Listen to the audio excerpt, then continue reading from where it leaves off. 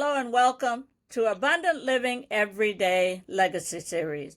My name is Reverend Almer Dunbar Savoy, and I'm the host and creator of Abundant Living Everyday Legacy, where we share real stories from real people, stories of strength, faith, and perseverance.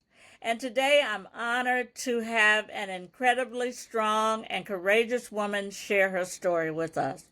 And I know that her story will speak to you in this conversation. She will open up about her pain, her healing, her hard choices, her life, and the deep strength that she finds in the midst of all of this through God. So I want to welcome you and thank you for joining us today. I want to Yes, ma'am. welcome you and thank you, Kim, for joining us and sharing your story. So You're we're so going to welcome. jump right in and go ahead and get started. Let me ask you to go ahead and introduce yourself. Tell us a little bit about your background. Where you grew up. What was your life like growing up, and then we'll just be right in there. So just go ahead and get started. Welcome. Okay. Okay. Hi, my name is Kim Thompson. I have 3 kids. I have 10 grandkids. I was also married to Michael T. Thompson. He has 2 kids. We had 2 kids and 4 grandkids. So yes, we are a blended family. Um, we got married September the 11th, 2002, on your Okay. birthday, Ramsey Boy. Right. And his mom's birthday is the Oh same well. day. Oh, okay. Okay. Yes. I grew up in La Plata, Maryland, just a little briefly, but then we moved to DC, where I went to Mildred Green Elementary School, and then I went to Fletcher Johnson Junior High School, and then from there I went to Easton High School. I didn't get to finish my high schooling because of the situation that I was having at home due to drugs. I had 2 family members who I'm not going to name, but I had 2 family members that was on drugs at that time. Um, but through all of that, I had to play mom and take care of my little brother that was under me. Mm-hmm. And I wasn't able to finish school because of that situation because I was too far behind. I had counselors in my high school that was trying to help me by bringing work home to my household and helping me in school while I was in school, but it was just too much to catch up on. So I had to, you know, put school on the back burner for a while to take him and raise my brother. But through it all, God was with me because I didn't know at the age of 15, 16 years old, 17 years old, what I supposed to be doing as far as raising my brother. And because that was my other parent, responsibility to do. But at that point, she couldn't. Um, but through all of that, by the grace of God, I did it. I even got a job. I had got a job and it was taking care of him, made sure he finished school, and he did. He went to high school, he did 2 years of college, came out, did what he had to do. Yeah. And after that, I ended up having my kids, and they went through school and did what they had to do. And then I went back to school. Wow. That's Yes. amazing. That's I went amazing. back to school and I was determined. I was doing it Mm-hmm. online. Mm-hmm. I was Mm-hmm. doing the ones where you can pay as you go Right. and Yeah. you do it at your own pace Yeah. because Mm-hmm. I had a fast pace too. I'm trying to take care of my brother and my 3 kids Right. and Right. then do schooling at the same time. But like I say, God was there every Mm. time, even though I thought he wasn't. He was there Right. because he Right. was making sure that everything was done in his time and not my time. Absolutely. Absolutely. Because I've been wanting it in my time. I'm like, God, why you ain't, why Yeah. is this not happening right now? And why Yeah. this, you Yeah. can't why God, because God know when he going to do it, Right. Right. you know. What was motivating you? What do you think was motivating you so much at that time? At that time, even though it was hard for me at that age for my brother, I Mm-hmm. was looking at what was going on around me. Okay. Okay. And I was always saying, Dad, do I gotta look like that if I did that? Yeah. And I used to tell my brother, that's how you gonna look if you do that. You don't Uh-huh. want to be doing that. And it was Right. very, very serious back then because we was like in the bulk of it. Where Okay. we live, it was like it was there. If you Yeah. need it, it was there. It was Yeah. like we Yeah. in the center of it. Yeah. And Mhm. it was kind of hard Mhm. when you know everyone. Right. Exactly. Yeah. So and I'm like, no, it's not Mhm. going to happen. We're not going to Mhm. do this. We Mhm. got two already, and Yeah. Yeah. Yeah. it's kind of hard, Yeah. but we got through it. You Right. know, as a family, we got through it. They got help. They doing great. Back then, Exactly. Yeah. Mhm. but trying to take on as being a mother at 16, 17 years old Yeah. Yeah. is not easy. But Yeah. you can get through it if you find yourself in that situation. Exactly. um, God will bring you through, and He's Yes. gonna make you see some things that you need to learn also. Right. Right. Right. What not to do and everything. But I finally got through all of that. They both got help. Um, but for me, I had to stay prayed up. Yeah. Yeah. I had to Yeah. because soon as I slack, it's like that's when the devil want to come in. He Absolutely. and he Yeah. came in plenty of times. Yeah. Yeah. He came in plenty of times. Yeah. I Yeah. wasn't this calm back then, but Exactly.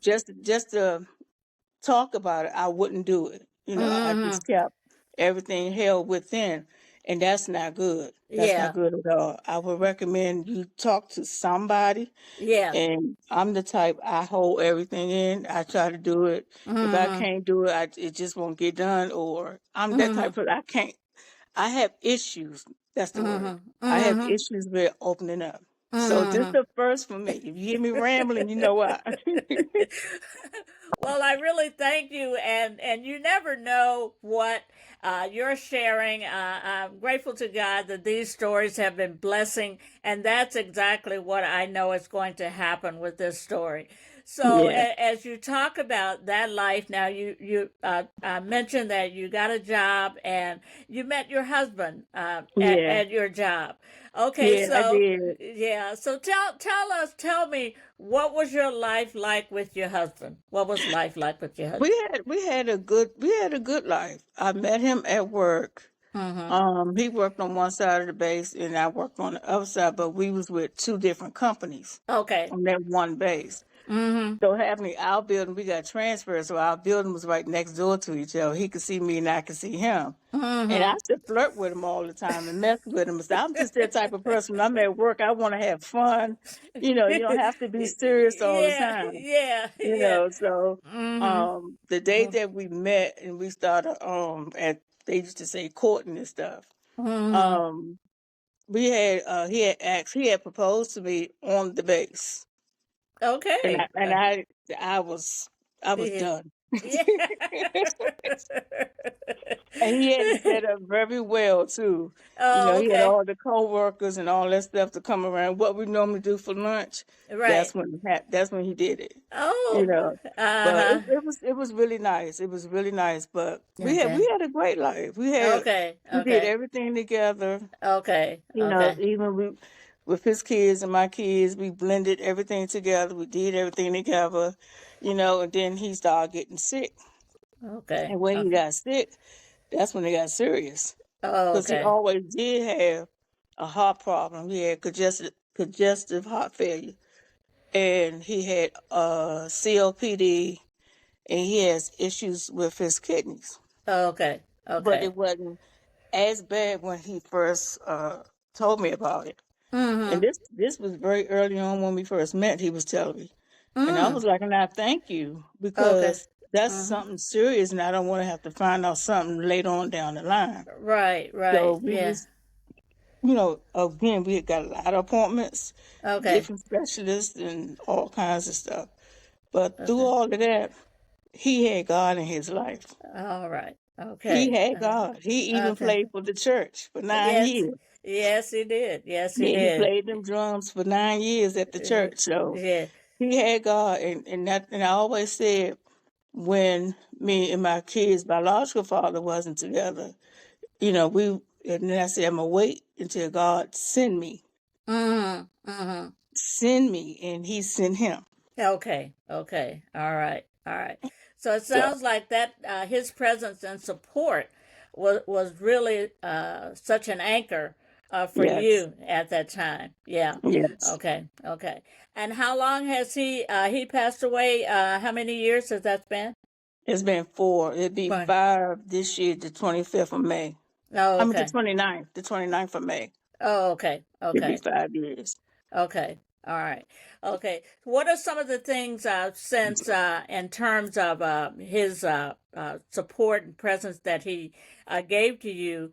What had been taken the place of that, had filled in for that since Mike has passed? Since Mike has passed, I've been well, always been close with my family, but it Mm-hmm. felt like when he very first passed, that aloneness, Mm-hmm. feeling Mm-hmm. alone, being alone. Even though Mm-hmm. you do have family members close knit with you, Mm-hmm. it's just that the things that you reminisce about what you and your husband did, or Right. Right. what you used to do during the day, Mm-hmm. who gonna take you to the park and just have those, those quiet moments to eat seafood and just talk and just spend time with each other. That's Right. a lot of the stuff, just the little things I Mm-hmm. miss that we used to do all the time. And then Mm-hmm. the sitting up at night just talking when you can't sleep and he wants you to go to sleep. Right. Right. Right. Right. you know, Yeah. it's Yeah. it's just the little things that I miss a lot. Um, the Mm-hmm. waking up in the morning, if he get up first, he'll wake me up, and then we'll just pray. Mm-hmm. Thank God for waking us up, and Mm-hmm. it's a lot of things that I miss, but Right. I know, and I still do those things. I still get up in the Okay. morning. I thank God for waking me up, waking Okay. my family up, Okay. you know, and anybody else, they woke up this morning. I thank God for them too, Okay. you know. Okay. But it's just a lot that I miss that we did. But Right. that feeling alone, that Uh-huh. that that's what I'm working on now with Okay. myself. Where do you find the strength now? Where But I get it. I find my strength in God okay. because Mm-hmm. I know He's there, and I know He's never going to leave me. Right. But Mm-hmm. it's just, I guess I'm missing the physical. Yes. You know, I'm Mm-hmm. missing the Mm-hmm. physical, but I know spiritually God is there, and I Mm-hmm. know I'm not alone. So Mm-hmm. I get up and I as if He was there. I turn over. I say, "Good morning, honey," and I say my prayers. And I uh, say my prayers, and I just start my day. okay, okay, very good. Kim, let's talk about an accident, a car accident that you had. Tell us about that. Tell us Oh, about that day. Tell us, what. how it happened? Take us back to that day. What happened? What do you remember uh, Oh about that God, I day? remember it like it was yesterday. Okay, I'm gonna start from the top. Uh, Mike passed away May 29th, 2020. Okay. We had his funeral in July. Okay, fast forward down to December, which is that same year. In Okay. December the 2nd, Okay. 2020, was the car accident. Okay. Okay. Um, we was going, me and my daughter and my granddaughter, we was going to either a doctor's appointment or to settle some stuff up for Mike, as far as the services and stuff. Right. Um, and out the clear blue, we was going, I'm not gonna say the street, but we was going up the street, Okay. and the car made a illegal U-turn Okay. and hit us from the side and pushed us all the way into this guy's truck that was waiting at the light itself. The way we Okay. were just coming up this way, and it was a Okay. truck right here, and he Mm-hmm. pushed us all the way into the truck. Mm. Mm. Yeah, Mm-hmm. from the driver's side. I Mm-hmm. got pent. I couldn't move. They was able to get my daughter out. My granddaughter jumped out of the car and came around to the passenger side where I was Mm-hmm. and asked me, "Am I okay?" And I'm looking at her like, "Why did you get out the car? Why did you Mm-hmm. move? Are Mm-hmm. you okay?" I'm not even thinking about myself. Mm-hmm. I'm getting Mm-hmm. on her, Mm-hmm. because you could be hurt, you could have a Right. concussion, anything could have happened. But Right. she was fine Mm. after I found out she was fine. My Mm-hmm. my daughter, she has severe back pains now. Mm-hmm. Um, but that's a whole different story. Mm-hmm. But I couldn't walk. They kept, from what I can remember, the ambulance people was telling me to get out so I can get on the stretcher. I said I can't move. My Mm-hmm. legs would not move. Mm-hmm. So they had to turn me a certain way in order to move. And I tell you, I'm sure the pain, Mm. and I could not move. I couldn't walk.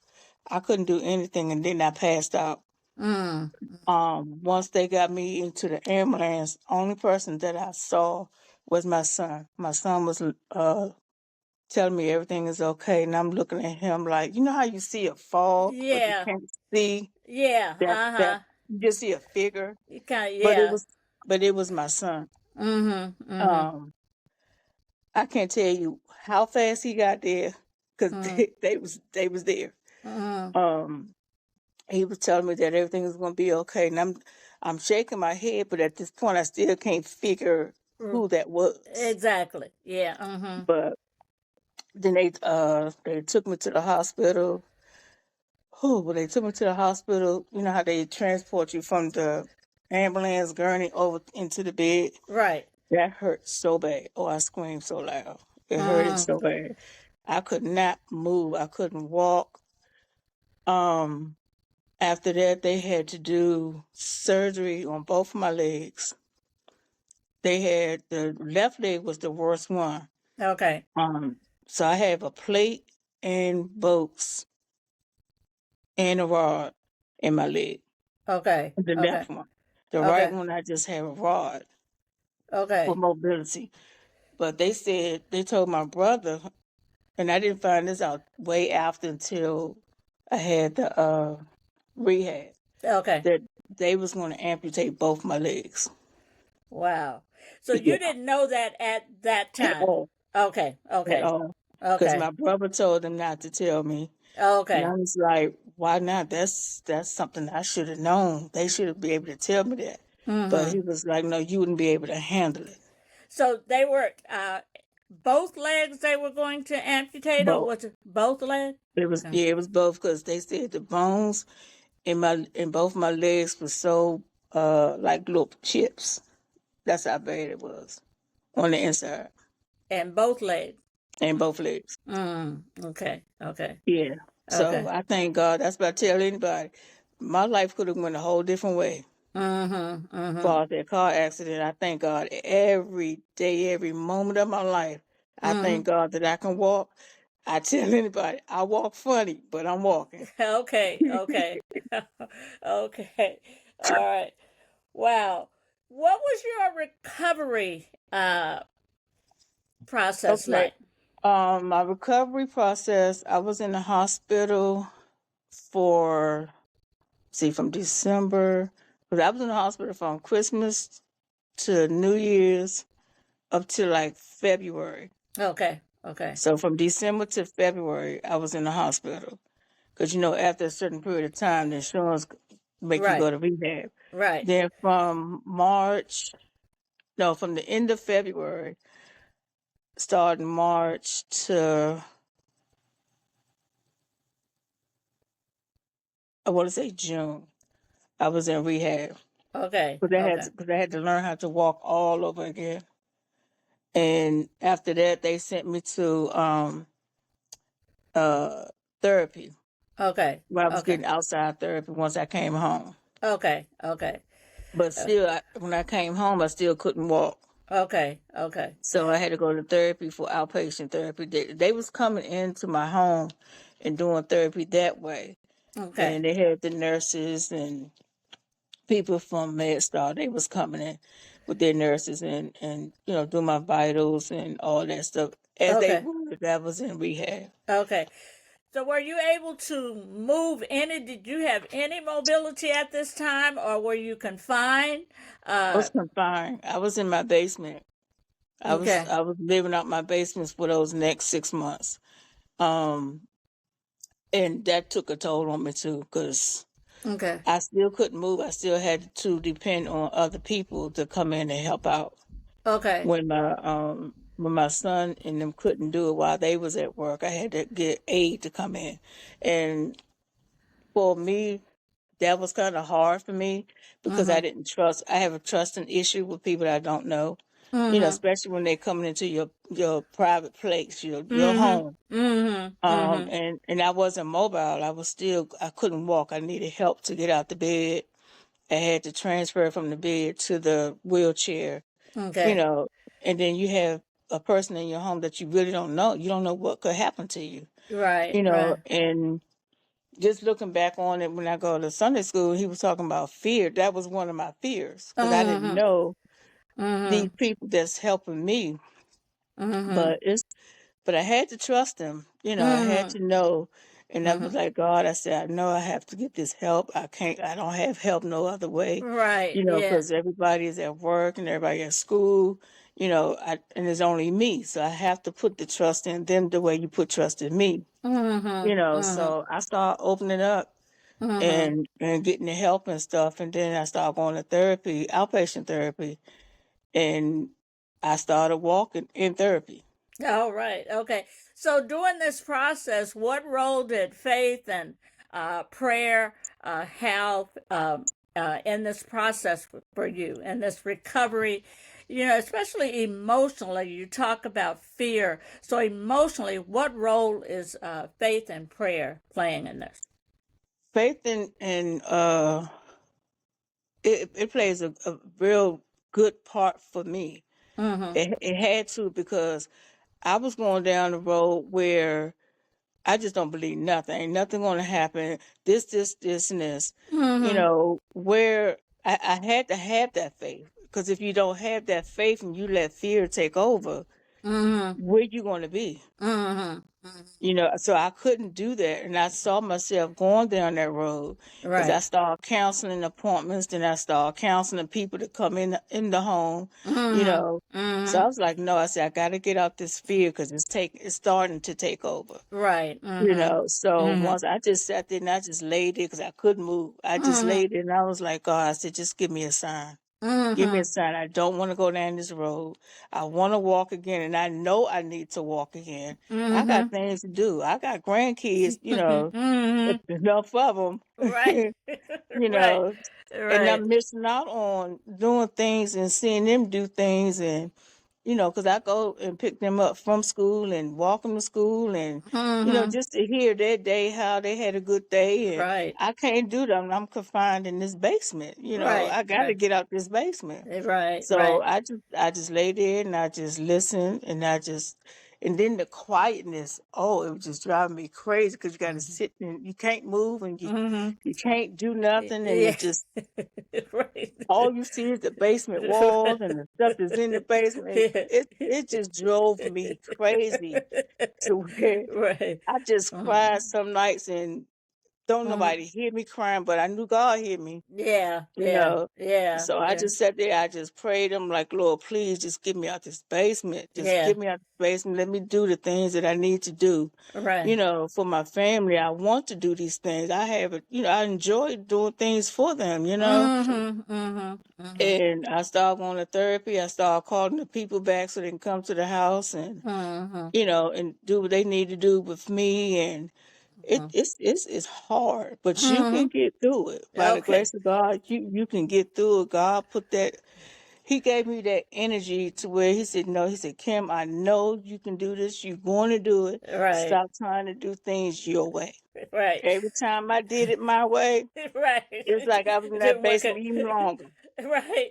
Were there particular scriptures or songs that really helped you during this time? I had plenty of songs. All the songs that I listened to is not just one. It was like Yeah. plenty of them. I just Okay. played them and I just get into that mood and that mode, And I just listened to him. I'm like, okay, God. I said every time it was like whatever I was going through, that song would come on. Mhm. You Mhm. know. So I Mhm. would do it that way, or I play a certain song just so I Mhm. can just keep my energy going and have my Mhm. day going. Right. Right. And Mhm. yeah, that what puts me in the mood. I have different scriptures. I didn't write them down because I Mhm. knew I was gonna forget it. Okay. But Okay. there's plenty of them. Okay. Okay. Yeah, there's plenty Uh, of them that I had. I always had my tablet next to me, and mhm. I had my little music box thing so I can listen to my music because that what keeps me going. Even right to this day, I get up Mhm. every morning. I play my music, Mhm. and I read my scripture in my little book that I had next to my bed, and Mhm. that keeps my day going. Okay. I Okay. have to have God in everything I do. Okay. Okay. Okay, so Kim, now you are dealing with decision, another decision to have additional surgeries on your knees. Can you tell us about that? Yes, they want to do a total knee replacement in my Oh, left knee, oh, on just my the left leg. okay. Um, and they think it might be the right one also. But I'm still kind of hesitant because of the hardware that I have in both of my legs. Okay. It's a they don't know for sure if, and they still trying to meet about it. I thought when I went to this meeting the other day that they won't have a decision, but they don't. They still trying to talk to other people because of the hardware that's in there and the Mm-hmm. weight is in there. They don't know if they'll be able to put it back in Mm-hmm. to Okay. where I'll be able to walk. Wow. That's a So, big decision. yeah. So I told them, I said, well, y'all talk about it to whoever you need to talk about it because if you can't put it back in so I'll be able to walk, then there's not going to be a surgery because that means I'm going to be confined and I can't do anything. And you talking both legs. So during this time, in terms of making this decision, have you have you have you made your decision, or are you are still you're going to make your decision based on what they come back to, what they're uh I'm going to sit down. I'm just not going to make my decision based on what they are saying, mhm just them, because I have to go to God too. mhm God mhm going to have to show me some signs or really tell me what's the best thing or be in that mhm meeting with them so he can see and hear right right what what they talk about because I'm not there. I don't know what they right trying to say. right You know, all I know the way I'm taking it, they need to do the surgery. okay I'm like, okay no, you need to really discuss and what's best. okay okay okay Because you're not gonna have me just sitting in a wheelchair all day and I can't do anything. mhm mhm No, that's mhm out. It has to be a different way. Do you feel that God is teaching you something through all of this? What do you feel that God is teaching you through all this? That's what I'm trying to figure out, Reverend Savoy. I know he's trying to teach me something, but what is it? mhm. That's where I'm left at. What do he want me to learn from it? Mhm. Mhm. You know, I know I know I put all my trust in God. Okay. Okay. I know that. And I know that he's not gonna leave me. I Mhm. know he's there, you know, but how do I make a decision when there's something serious like that? You Okay. know, I can't make it by myself. I need to see some signs or I need to see somebody's turning some wheels somewhere that's going to make me say, yes, let's do the surgery. Okay. Okay. And you feel that God is going to have to speak directly to you so that you know that it is him to make this Hmm. decision. Okay. Okay. Okay. Hmm. All And right. I haven't, and I'm just being honest, I haven't heard him say anything to me yet. Oh, okay. Okay. Okay. you know. Okay. So now you're in that period of waiting to hear from him. Hmm. Okay. Okay. I'm Uh, trying to sit and wait, okay. do things his way, not my way. Okay. Okay. You know, they say be still, so I'm trying Right. to be still. Right. Right. Okay. If that Oh, makes sense. it does. It does. And I would just even ask you, if you were speaking to someone, if you were speaking to someone who's watching the story and listening to your story, and God has really been blessing us, I'm getting really such good comments from people that watch the stories, because Hmm. someone else out there is dealing with the same issue, Yes.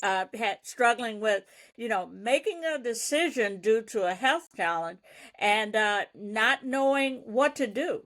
So, if you could speak directly to someone watching your story who's struggling with their faith or their purpose due to this health problem, what would you say to them? Because your faith is, you said you have your mind made up that God, you're waiting to hear from God. Hmm. you know what would you say to that person who's really struggling with, because this is a such a tremendous decision. You said that this is your mobility Yeah. for your life, whether you Yeah. you know walk or end up in a wheelchair. So what advice would you give to someone? I would tell someone to always have God in everything that you do. Okay. Not have every single thing that you do. That's Know good. that He is there. He's not going anywhere. He want you to come to them. I'm gonna come to Him. Mm-hmm. You know, Mm-hmm. bring all your problems, everything to Him, because that's the Mm-hmm. only way He's gonna be able to see and hear how He can help you. Right. You know, Mm-hmm. he's going to be there, but Mm-hmm. he can't help you if you don't bring it to him. He Mm-hmm. sees what you're going through, but he Mm-hmm. wants you to come to him. He wants you to come to him, and by grace and by God, that's how I got through. You know, because at one time I would try to do everything my way, and Mm-hmm. it wasn't going through. But once Mm-hmm. I sat still, Mm-hmm. Mm-hmm. they say peace be still, and Right. I just sit and I have time to sit and be quiet because the kids is at school, Right. and Right. I just sit there and I just see Mm-hmm. myself just pouring out crying. And I'm like, okay, God, Mm-hmm. I Mm-hmm. see you talking to me. I'm listening, but Mm-hmm. always have Him there first and foremost. Mm-hmm. Always. Mm-hmm. Just go to him. Just sit and you just get in that quiet area and you just talk and you talk. If you have to cry, if you have to play music and Mm-hmm. get in Mm-hmm. the spirit with him, do it. Mm-hmm. Mm-hmm. That's what Mm-hmm. I do. My grandkids said, "You up here dancing?" Yep, I'm dancing for the Lord. That is so good. That is so good. And as we kind of try to turn the corner, let me ask you, Kim, what does abundant living mean to you now, even in the midst of these challenges that you have?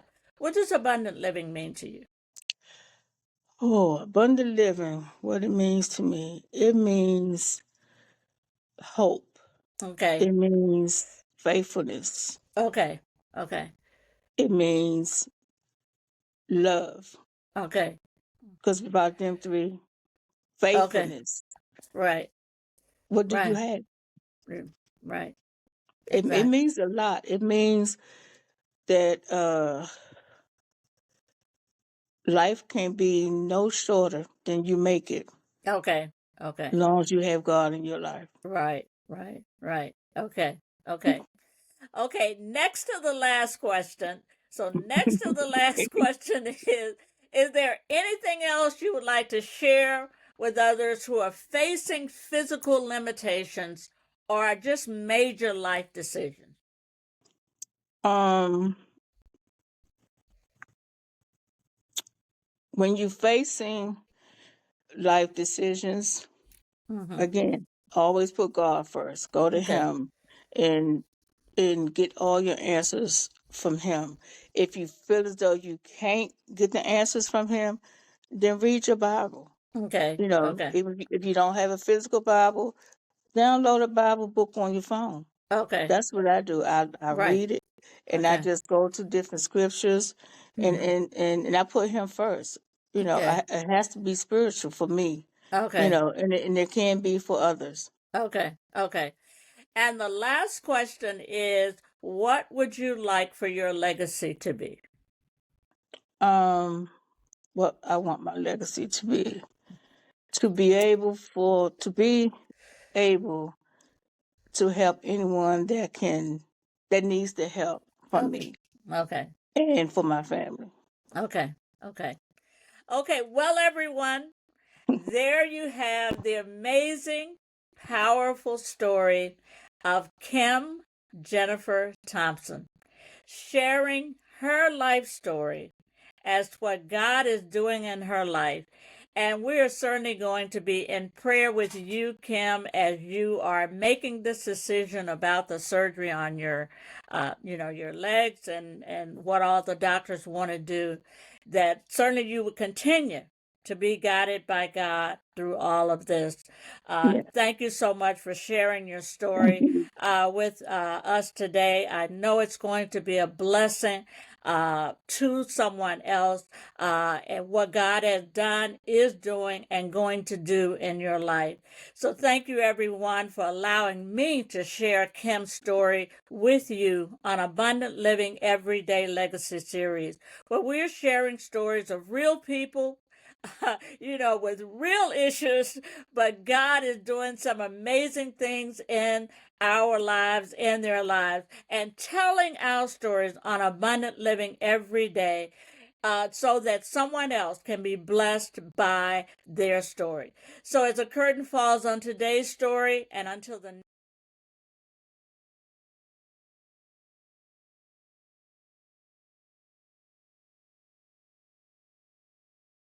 Thank you. God bless you.